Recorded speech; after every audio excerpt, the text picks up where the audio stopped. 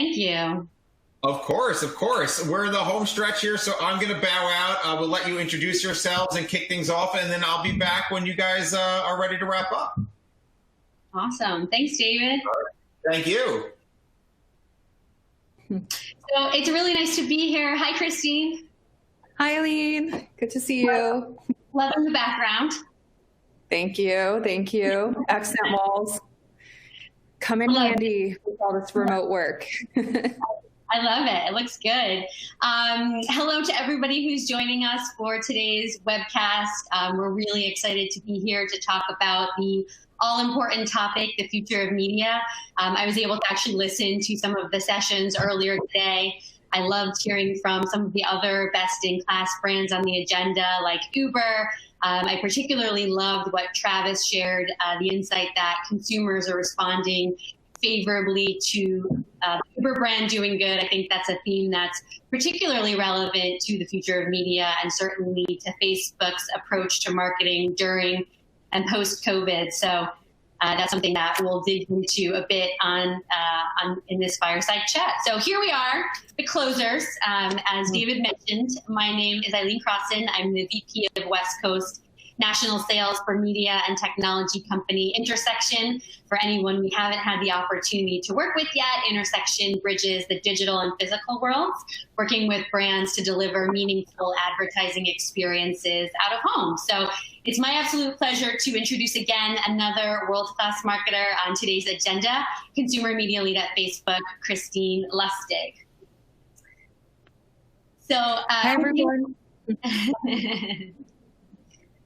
Christine and I have had the opportunity to work together as Facebook and Intersection have partnered for the past couple of years to bring the brand to cities to support new products like Messenger and dating. More recently, our companies, in tandem with Facebook's incredible agencies, partnered on a campaign to support Facebook's health relief efforts. So this was actually thanking frontline workers surrounding hospitals in cities like New York City and LA. So I'll give Christine and the entire Facebook team a shout out here.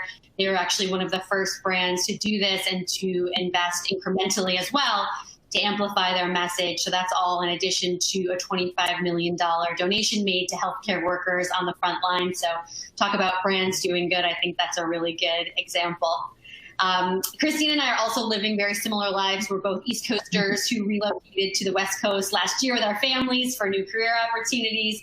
We're also proud moms to toddlers. I got to meet her toddler this morning, who's devastatingly handsome, Cooper. I'm a mom to toddler, 2-year-old son, Grayson. Shout out to all the moms out there who are hustling and working hard right now. Hats off to you, Christine, and to anybody else who's working hard to parent and teach and live right now. Certainly not easy. So a little bit more on Christine, our Fireside Chat speaker today. She's a graduate of Temple University and has spent time working for agencies like Mindshare and other mega brands like MasterCard, who I know was also on the agenda for today. She joined the Facebook team in 2019, was brought on to lead off-platform media efforts focusing on channels like out of home. So we both have agreed that engaging in a conversation on the future of media couldn't have come at a better time as we all search for ways to define the recovery phase and beyond. So we're super excited to dig into the conversation with all of you today. As with all the other brand innovator sessions, there's a Q&A feature so you guys can ask questions, which we'll cover at the end. We've discussed today's theme a lot and how critical it is for brands to play a role in recovery efforts. So for Facebook, that's ranged from donating $100 million to small businesses, $100 million to local news outlets, hosting a virtual graduation for the class of 2020 with Oprah Winfrey, which I thought was pretty cool. I don't even actually remember who my commencement speaker was, as well as prioritizing your product roadmap to deliver ways for people to connect. So Messenger Rooms, which I saw the new Lizzo spot for this morning with the Beatles coverage, I thought was very cool, as well as shops. So we've got lots to cover. So let's jump in. So first, tell us, Christine, where are you quarantining right now and who's on the Lustig quarantine? Well, thank you for the awesome introduction. And yes, shout out to all toddler moms. Yeah, I got to see my toddler have his morning breakdown while we were connecting before this, so it is a struggle for real. He has now left the house, and we are in the clear for broadcast. So my quarantine,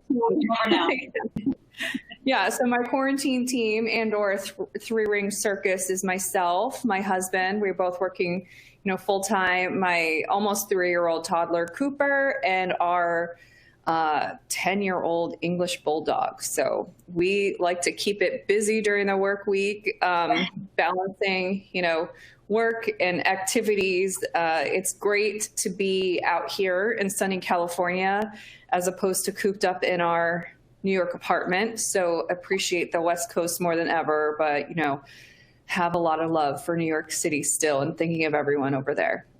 Yeah. Same, absolute same.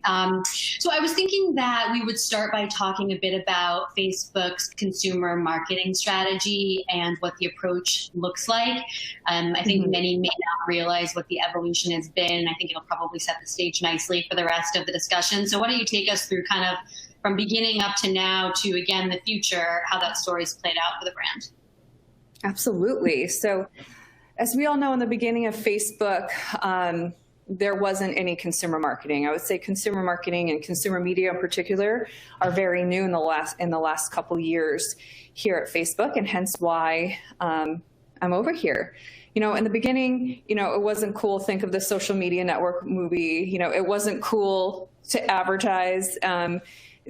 Facebook was the hot young thing. We had organic positive sentiment and word of mouth, and it was a limited access, so everyone wanted to be on the platform, and growth was growing, year over year. And, as a company matures, as the marketplace matures, the future of media for sure, the company grew out the marketing efforts, really focused on sales and growth marketing first to build the platform. And it really wasn't until the last, 5 years when the company then matured to a place where we came to a place where, as the digital landscape has changed, as consumers' viewpoints on data have changed, Facebook saw, a change in our organic brand sentiment wasn't as the up and up as it once was.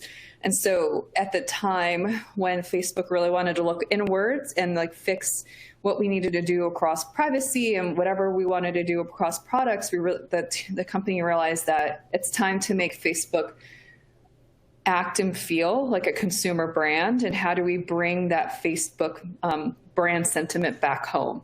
So then was the birth of the consumer marketing team. And I would say that's the newest. Consumer media started about 3 years ago, and particularly my role within the consumer media team on my team, which is the Media Investment Center of Excellence, is the newest, and we're only about a year old. I think the oldest team member just had their first year anniversary, so we are new. So I think this evolution of always wanting to be better and pivoting to respond to the market has really been ingrained in Facebook's company, and especially media and marketing. I would say media, I almost feel like a startup within a big company that used to be a startup and stacked like a startup. So we say that we're always building the rocket ship as we're taking off, because we have to be ready to pivot and adjust to as we're growing. So I think that has set us up for the marketplace that we live in now in COVID, where more than ever we are pivoting and learning to be flexible. Yeah, I feel like that's the most frequently used word, pivot, for in content that I'm reading in the trade. So I mean, let's kind of talk about that a little bit. So this has been a time of planning and pivoting for marketers. Certainly you don't have a crystal ball to know what the future really holds, but can you talk a little bit more in depth about how the strategy shifts that you've made to show up for consumers in a meaningful way in the COVID era have delivered learnings that might impact future planning and decisioning for the brand? Absolutely. I mean, you've definitely highlighted a lot of the key things that Facebook as a company did in response to COVID, in supporting small businesses, supporting our news in the media industry, our news partnerships, as well as, making sure that Facebook platform becomes a place where people can get the latest information on COVID, where we created, keeping people safe and informed about the coronavirus was definitely a company-wide thing. So we've been able to incorporate that special news tab within the Facebook app where anyone can get true up-to-date information. Also upping our monitoring and prohibiting any false content or any, banning ads for fake medical masks or hand sanitizer, et cetera, that is not legal or price gouging. So we're making sure we maintain that all of our platforms are safe. So that was once, and then also, really supporting small business and the economy. Those are like just the campaign, beyond marketing campaigns, but the pillars the company really believes in. And so what we've done is our marketing strategy actually has not changed. The role of Facebook marketing is to build trust and reputation for our company. And this is why we do everything in the marketing department. And it's really ingrained in our Facebook mission, where we like to give people the power to build the community and bring people closer together. So we're in the unique situation where we're ingrained in this, day one when you start at Facebook, this is your mission statement and this is what's our North Star. So what we've really just done in terms of pivoting and being flexible is making sure this mission statement holds true in this time of COVID. So making sure that we highlight the products and apps that make the most sense for people right now and how we can continue to bring people together. And I would say from a marketing standpoint, what we really want to do is make sure our messaging and the way that we spoke to everyone about our products and apps had that special COVID layer, and making sure that we speak to what's going on in the marketplace now. So, our original messaging that we had on the slate this year, even though our products and strategies haven't changed, we've definitely changed how we're saying it and definitely speaking to the market in the time of COVID and highlighting what we're doing across the board in our platforms, such as, how Portal more than ever makes sense for everyone to stay connected, and really highlighting those like cherished moments around the Mother's Day campaign that launched. Our Facebook company branding campaign launched 2 really great films, most recently Born in Quarantine. Shameless plug, check it out. It's really powerful for all those new parents, especially in quarantine, we really want to highlight this unique situation, how so many people are, pregnant or having, their child in this time, and how it's unique to this time. So we just wanted to make sure that we make everyone understand that we hear you and we see you, and that our platforms are here to give you your voice and keep you connected. So kind of going back to the opening, when you think about a brand like Uber talking about doing good and being recognized and increasing brand favorability as a result, do you think that the role as a marketer has changed, and that the expectation of what advertising should deliver to consumers has also changed? Absolutely. And I think this was a trend that started before COVID. I think in the landscape of political polarization, and more than ever, I think consumers are voting with their wallets is a term that a lot of people like to say. And I really believe in that, where a lot of brands have to step up. It's not about just putting the message out there that you think your consumers want to see and hear, but actually walk the walk and as a brand, as a company, really show up in the marketplace and stand up for the values and principles that are important to your consumers and to the companies. So now in a time of COVID, more than ever, I think everyone is really looking inward, and how you can really help those initiatives and causes that really mean the most to the company or represents what the company is all about. So especially for us, we've highlighted before, supporting small businesses, making sure our platforms keep everyone informed and it's a safe environment, is very important. Yeah, certainly. And I think that as you said, marketing with purpose was a theme that was starting to take hold. And there's so many brand trackers now that are suggesting consumers are watching. And like you said, they're going to vote with their wallets. I think that's a really powerful statement. Let's talk a little bit about measurement, thinking about Facebook as a brand that virtually invented the gold standard for lower funnel marketing. Off-platform media, as you refer to it, and thinking about some of the KPIs that matter now, how do you imagine that might change as we enter a post-COVID world? What are some of the KPIs that you're watching that will remain important, or do you imagine some evolution there as well? Yeah, absolutely. It's starting at Facebook. I had, like with any company, you learn the terminology and the inside lingo. So coming from other brands where Facebook media is like your social media, but then working at Facebook, your social media is your on-platform media. So that represents all media that's on our platforms. And off-platform is simply referred to any media that happens off our platforms. Because so that was an interesting mindset I had to change joining the Facebook team. And so you're exactly right. Our on-platform measurement has been ingrained in the very start, and we have such a smart and amazing measurement team and decision scientists who really have built the standard and measurement for our on-platform. And our company is inherently digital focused and have this like hacker mentality where we build everything ourselves.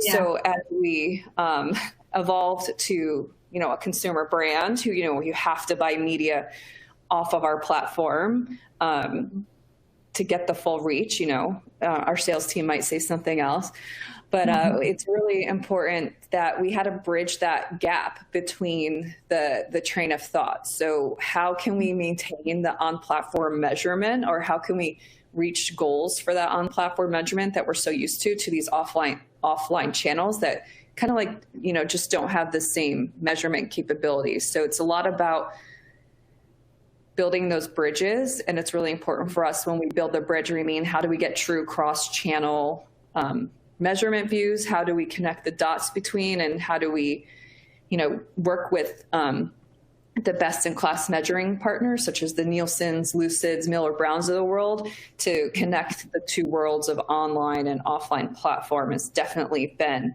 our mission statements. And I would say in the world of COVID, more than ever, these brand sentiment favorability metrics that mean so much to us already, but even you want to definitely look into those even more. Those sometimes are really hard to get in the off-platform space. So how do we continue to dive deep into those, brand metrics that were, Sure.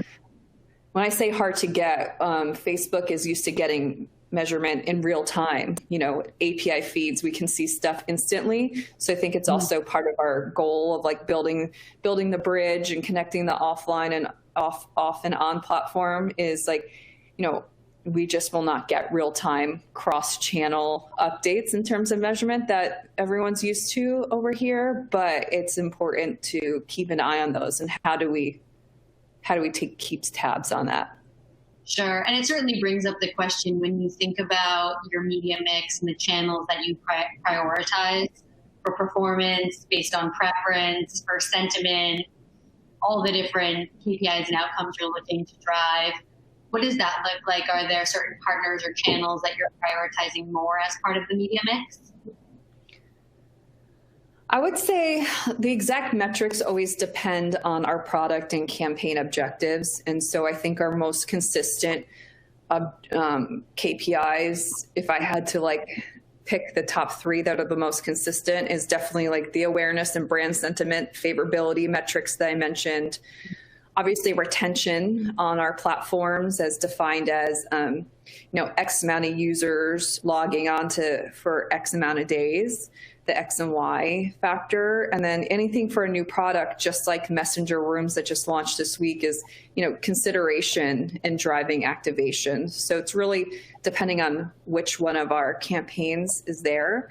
I would say in the time of COVID, especially, how our media mix is evolving in this time is definitely following the market to what in consumer behaviors now more than ever. So we're really trying to follow where our consumers are and where their consumer media, and follow those trends, and just understand that those trends are changing in real time as our emotions around COVID are changing in real time and day by day. So any media that can provide the flexibility and lead times, I think, has definitely been our go-to for sure in COVID, where we can really make those contextual alignment targeting changes, update creative as needed, and really go to markets as each market continues to change. As we know from our at home grounds, you know, some markets are opening up and people are out and about, and some markets are still very much shelter in place. And that's just not in the US, but that's worldwide because we're a global company. So it's really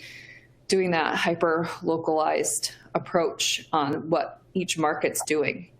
Sure. So when you think about some of the trends that you've seen, some of the learnings that you've adopted personally as a marketer, that the brand has adopted as Facebook, how do you think that impacts the future of media for Facebook? And again, sort of general as a marketer, as a consumer yourself? I think as a consumer, as myself, and what I've learned, and I especially have to apply to these times of COVID, is one, having comfort in ambiguity. We said flexibility is like a key word, and pivot. I think that's something that I've learned over time, and I'm glad that I've gone through those life lessons as a marketer and as I've grown through my career to prepare me for times like this, because you have to have comfort in these times of change and not knowing what's next, what's happening. So I think that's one. Two is really find a North Star and keep your strategy and your mission to those. And don't be afraid to ask the hard questions if your strategy or tactics are not leading to what you want. I think it's focusing on that and what are the true points. And what I really love about Facebook and our marketing is we're really ingrained in our mission, and our mission is our North Star. So we have to make sure that we really continue to focus on that, and everything leads to that. And I think it really helps us not to deprioritize or get off sidetracked what's not important. And then a third one I would say is learn the art of storytelling. I think this applies in from myself, learn how to read the room. We're all in sales in this marketing org that we're in. Yeah. We don't have how to read the box. Yeah, read the box. Yeah, now we'll learn how to read the virtual box. Because, we're all part of sales. If I'm, even as a brand or what you're doing, we're all selling something. So it's really important. I found in my different positions in media is really make sure that you put your best foot forward in every meeting that you're in, be engaged, no sloppy emails, making sure your materials are great, and then really just be able to read the room and pick your battles internally and externally and what we have to do. I think that's something that I've learned along the way, and that has really come forth in these times. Can you talk a little bit, so you said you have to get comfortable in the ambiguity. Can you talk a little bit more about maybe a place where that's worked for you, or an example of maybe where it hasn't worked for you so well? Sure. I think, I touched upon in the beginning of how the genesis of my team was built, and that how we are essentially a brand new team that's never been created before at Facebook, and a generally newish team already. So that's where I'm coming from past roles where my role was super defined. This was your list of, things you had to do and go tackle them, because I would worked at such brands like MasterCard where they've been around forever. They have the golden priceless campaign. There's no, we have the secret sauce worked out.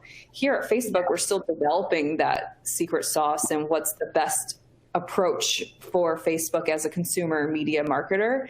So that's really, we have to be comfort with ambiguity and change, knowing that we're still figuring ourselves out in a way and how we want to approach media. And then my particular role, I'm the first person ever in this role. So I'm writing what this role is. It's not like a typical role where here's my job spec, check the box, I'm doing this. It's creating what this role should be for the future of this team and establishing the foundation. So that's where I really had to dig into myself and be like, it's cool. It's all right. We're going to write this together.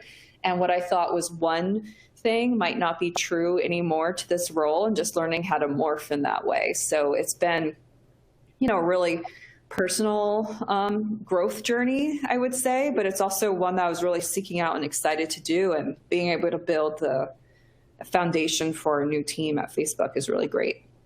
Sure. You also talked a little bit about the importance of the art of storytelling, which I'm also a huge believer in. Any campaigns that come to mind, or anything in the works that you can give us a sneak peek into that you feel like really illustrates the power of the art of storytelling?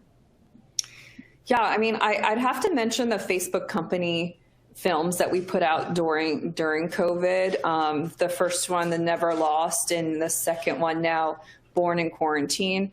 I think that is a great example that embodies everything that really Facebook has been looking to do since the beginning of consumer marketing, being able to be a brand that's just not talking about their products or pushing growth or sales, but really telling that art of storytelling and telling that in the context to the time. So I will do a shameless plug. Go check out those videos on our platforms.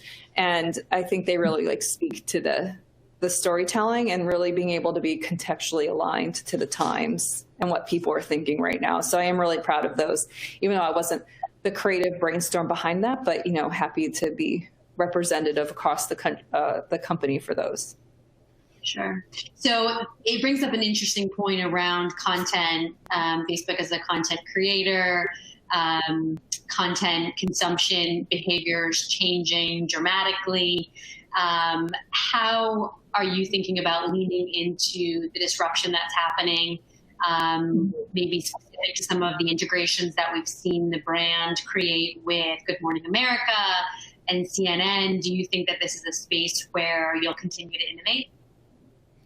Yeah, absolutely. I think a fortunate thing of sitting at Facebook that we are able to be a disruptor, that we're continuing to invest in media across the board, and we're able to leverage the power of what our company and our platforms do to become a service in these times. And exactly, we're really focusing on some of our integrations and utilizing our platforms to feature them as a proof point and bring people together and connecting communities. In the CNN, Fox News, BT, they've all had their version of a COVID town hall where they've enlisted questions from the audience that's no longer there. So the audience is now on the Facebook platforms where people can ask questions real time to those experts on those town hall panels. So we've run a couple of those throughout March and April, and then also integrated into the Today Show in a similar Q&A style where people can ask questions of concerns or anything that they want to ask on these panels that were put together. So I think that's one way that we're really able to quickly pivot. My counterpart, who oversees video, has really done a great job on that and really, going into the marketplace and pivoting there. So I know you're thinking a lot about too, based on, again, consumer behaviors changing. So whether that's integrations like what you just referenced, we also talked in our panel prep about how you're thinking about other integrations with Netflix, for example. What does some of that look like? And do you feel like that's a new white space? I know you're also a big fan of what's going on in audio. So how do you kind of think about new channels, but maybe also some of the traditional channels that are reemerging right now? Yeah, I mean, absolutely. I'll definitely have to have a call out to my verticals right now: out of home, audio, print. I mean, I think starting with out of home, and the perfect example is when we went into market with our Facebook group thank you messaging, where Intersection was a partner of ours, where in a short amount of time, we wanted to make sure that we went into the marketplace, that we were speaking to our audiences and investing in media in the time where like a lot of people had to pull out of media. So we created a groups messaging, which a lot of people probably seen under the More Together theme, where we're featuring different groups. That was live and full charge at the time of COVID, becoming what it is in the time of March. That messaging that was out there was very like upbeat and talking about how like bringing people together physically who met up on groups. Obviously, we didn't want to go out into the marketplace and talk about that right now. So we were able to quickly change our messaging to thanking essential workers, highlighting healthcare workers, delivery workers, firefighters. We were able to target the markets that were hardest hit by COVID, and such as New York, LA, San Francisco, and Seattle at the time. And we really we leaned into digital at home to really pinpoint that hyper targeting, like around hospitals, around different areas where we can really showcase that messaging. And I think the fact that we were able to do that was really interesting and really great for us as we were able to do that targeting and utilize channels where if we need to target healthcare workers, we were able to get in front of hospitals or on the consumer journey to hospitals. So that was really essential. And I think that's something that we're really going to look forward to in these times of, as markets are opening, as consumer behaviors are changing so much, how do we pivot, and how do we, get very custom in that contextual alignment? Sure. I think so critical. Okay, I have a very quick lightning round before we start Q&A. Is Cooper going to do a guest appearance? No, maybe my dog. I should have sent him on the car ride too. Okay, East Coast or West Coast? I don't know. I love being West Coast right now, but my heart's always in the East Coast. I can't give it up. I'm an East Coast girl. Same. Wine or tequila? What was that? Wine or tequila? Wine. Okay. Same. Okay. Potty train now, or wait for my mom to come out of quarantine to help me? Oh, good question. Just do it now. You're home anyway. As someone who just went through the potty training steps, now's the time. I'm sorry, that was not the right answer. Okay, so we've got a bunch of questions here. The first one is from David. Is there any one specific tool you feel is missing from your marketer media toolkit that would be valuable to have to inform your work? That's a great question. I think I would love some kind of crystal ball looking into the times right now. As we talked about, consumer behavior is changing like by the week, it feels like, and what people are listening to, what people are tuning into. And I think a lot of industry professionals are doing a good job of sending like these COVID updates. But yeah, I would love to have a crystal ball at this point, as would everyone, right? I think that's my very like COVID answer. Yeah, but very appropriate. Okay, what is top of mind as you prepare for the back half of 2020? That's a great question. I think what's top of mind is, from a Facebook lens, continuing to focus on the products and apps that we can bring to the forefront to continue to connect people, bring communities together. And I think it's really for us like app focused first, what products, what brands can really resonate with, our consumers right now, and then, have the marketing follow. Sure. I think we talked a little bit about this, but maybe we can go into a little bit more depth. How do you see omni-channel marketing evolving? Yeah. I think about more than ever, you need the full multimedia tools in your box. You need all the channels because everyone is so fragmented right now. So I think the future will be working with every media channel, but also going into those digital extensions every media right now, even, audio at a home, print that was traditionally offline, they all have digital extensions. And I think now more than ever is the time to really lean into those digital extensions. Sure. So when you say digital extension, say more about that. So I can physically pick up a printed newspaper, but I also can read the New York Times via email, podcast, digital. However, every medium right now kind of isn't just print. They have all their extensions, and it's interesting how you can get the information served up by your preference.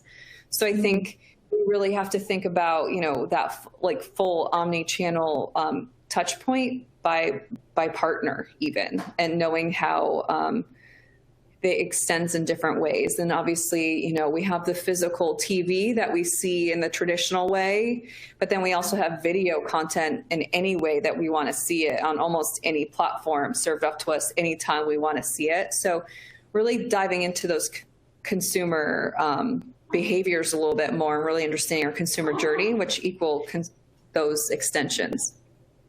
Yeah, and I think we were talking a little as we prepared about our own behavior shifting, and we both suggested that we've resubscribed to some print publications that perhaps we had let go when we were wanting to consume everything digitally, and now we sort of crave a more traditional experience to access it when you want it, and in a very different screen-free way, which will be interesting to see if that's a trend that continues, to the point that you made when we talked about it.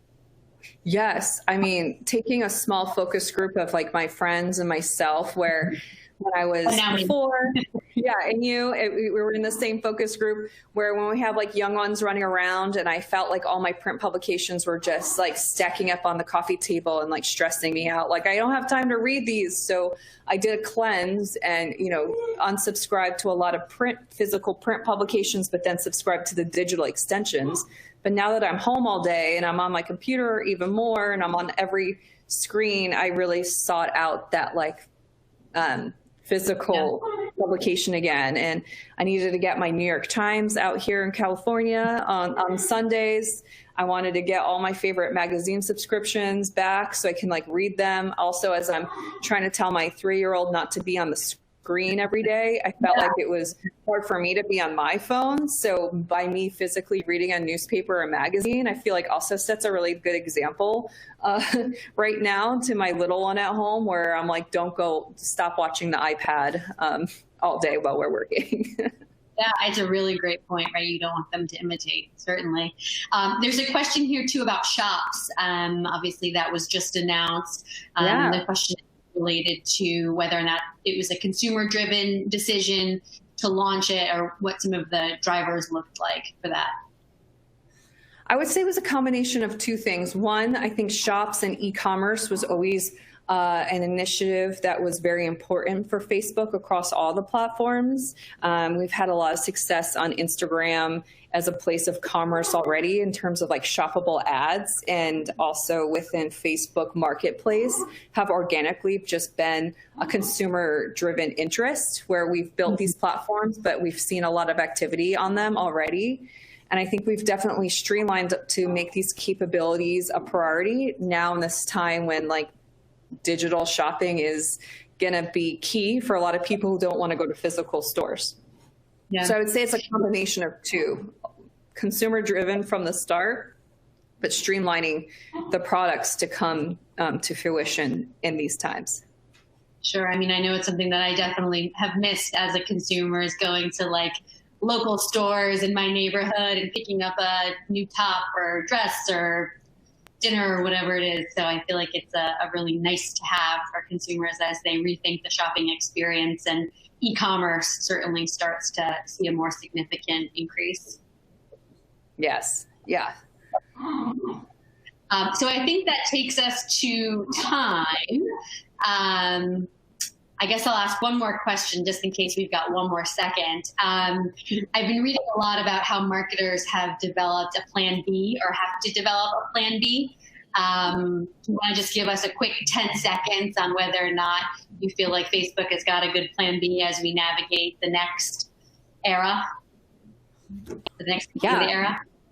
Absolutely. You know, I'm not just drinking the Facebook juice, but absolutely. I think Facebook has always been, especially in these COVID times, like ahead of the curve on like foreseeing what was kind of going on. We reacted really quickly to shelter in place, work from home, a whole like week and a half before even like our states that we live in had done that, you know, here in California and elsewhere. So I think, you know, our senior leadership is definitely have the pulse of the future and the landscape, and they always have a plan B, C, or D ready to go. Sure. Awesome. Well, this was wonderful. Thank you so much, Eileen. Thank you so much, Christine. I think we probably could have talked, you guys could have kept this going if we had more time, but we got to let you get back, to your day jobs, right? But thank you so much for being here and for sharing with the community, capping off this fantastic program that we had today. And hopefully we'll have you back for part 2, either in the real world or virtual soon. So thank you so much. Thank you. I'm so happy to be here. Of course. And then, so thank you to everybody in the audience. A little teaser for tomorrow, which is we have our Women in Marketing program, second in the series that we're doing here virtually with pretty amazing speakers from RB, from Remax, from Crane, from Qualcomm, from Benefit Cosmetics at LGMH, from Hippo Insurance, and it's just going to be another really wonderful, amazing, fantastic day. So please tune in tomorrow. And a special thank you to all of our sponsors who supported today's program. Thank you for doing so. And another thank you to everybody on the Brand Innovators team working behind the scenes, Annie, Vishal, Lauren, Megan, and just the whole crew, Kat on the fantastic design work, just for keeping the machine going and helping produce the amazing content that all of you guys got to tune into and listen to today. So with that, thank you.